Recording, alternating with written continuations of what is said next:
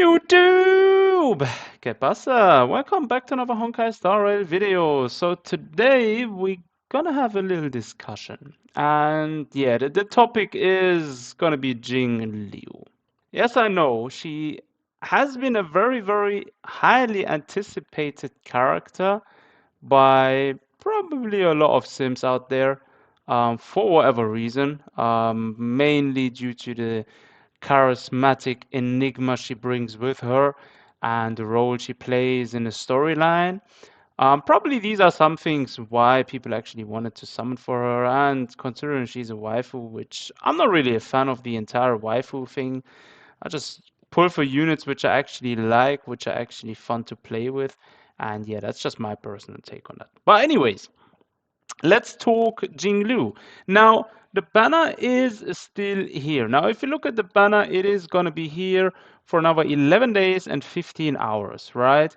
So there is a chance for anyone out there looking to summon for her, to go for her and her individual light cone, right? And I highly, highly, highly recommend if you're going to pull for her light cone as well. Even at E0 with her S1 light cone, she is going to be amazing. Is going to be easily able to clear any content in the game with the right team. Now, it cannot be stressed enough to say a right team is necessary.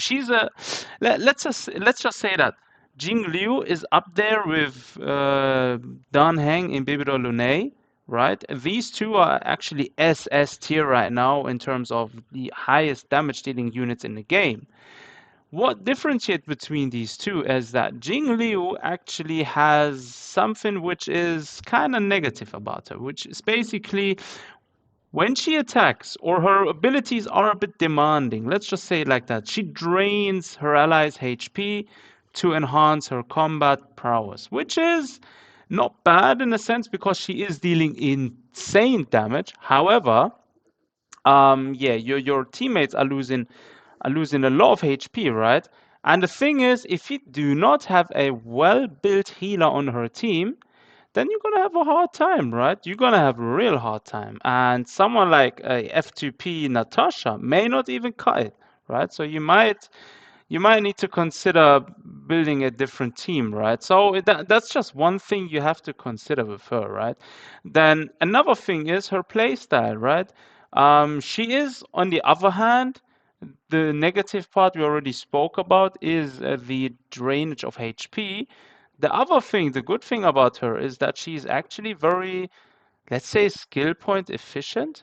Well, she basically the first skill she does her skill, and the second time she uses her skill, she goes in her moonlight mode or whatever it's called, right? And the way you want to play her, you basically always want to use her skill when playing. And that's the thing, right? So she has a very, very individual play style as well to her. She's not like Dan Heng. Obviously, Dan Heng also has his individual play style where he basically enhances his basic attack times 3 with his skill and then basically drops it. So he's a very skill point consuming character and also needs a corresponding team with him. However, he dishes out extreme damage and he doesn't make anyone else in the team suffer, right? So that's the thing about Dan Heng, right?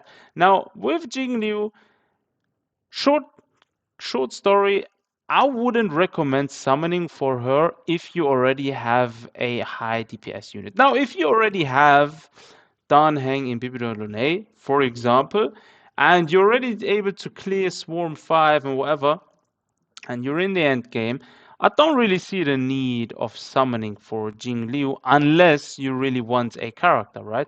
Now, my personal take is I usually go for characters if I like how they play, if I like the looks of them, or if I really need them, right? So with Dan Heng, I really, really liked him. I really enjoyed the story part with him, and I desperately wanted to have him, right? So that's why I went for Dan Heng. Now with Jingliu, I'm not really needing her. Right. I'm currently building a mono ice team. Nevertheless, I don't need Jing Liu in that mono ice team to work, right? She would be nice to have in that team. However, she's not really that necessary for me to have since I have Dan Heng And yeah, I'm not really in need of her, right? So that's one thing to consider. So anyone out there asking himself or herself, should I summon for Jingliu? First of all, do you need her? If not, do you want her desperately? If so, then go for it. I mean, it's a game at the end of the day. You can choose to do whatever you like to. However, take into consideration that she will only work well if you have the right team. So you must have a healing unit on the team, first up. And then second, you need someone like Bronya in the team with her. So if you don't have Bronya, Team Green is also a very good substitute. However, Bronya and her together in a team, and preferably even Blade in a team, is going to be in a crazy, crazy, crazy combo, right? If you have a team set up like Jingliu, Bronya, Blade, and maybe Luocha or another healing unit, right?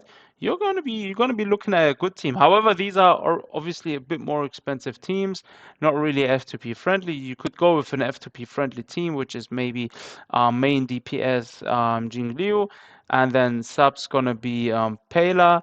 You're gonna drop March 7th in there, and maybe Natasha as healer. That is gonna be a perfect mono ice team with which you should be able to clear anything with the remembrance path in the Swarm and Simulated Universe, right? Now, anyways, this is gonna be a short video, so I'm not gonna be talking much anymore. I wouldn't recommend summoning on her again if you do not need her. If you don't have a good DPS already, then go for it. If you already have a broken DPS, for example, Dan Heng in Lune, or maybe a well built Blade or Sele with a mono quantum team, then there is not really a need for you guys to actually summon for her. And my take on it is the next update is probably going to bring even better characters, since power creep is already a big thing in Star Rail, which is crazy. Like if you look at the power creep which came with Dan Heng, yo, he made everyone else look weak after he dropped, right? And the same thing with Jingliu. She's up there with Dan Heng, and everyone looks like they're not going to do anything against them, right? So just wait for the next update, and trust me, there's going to be something great in there, something broken again. Also, don't forget, we're going to get Topaz as well. That's another unit we're looking forward to. But yeah, do let me know in the comment section down below what you think about this. Did you summon for her? Are you going to summon, or are you planning on summoning? Me personally, again, I'm skipping because I don't have a need for it, right? Nevertheless, would like to know what you guys think about this. Thanks for watching. Take care of yourselves, and until next time.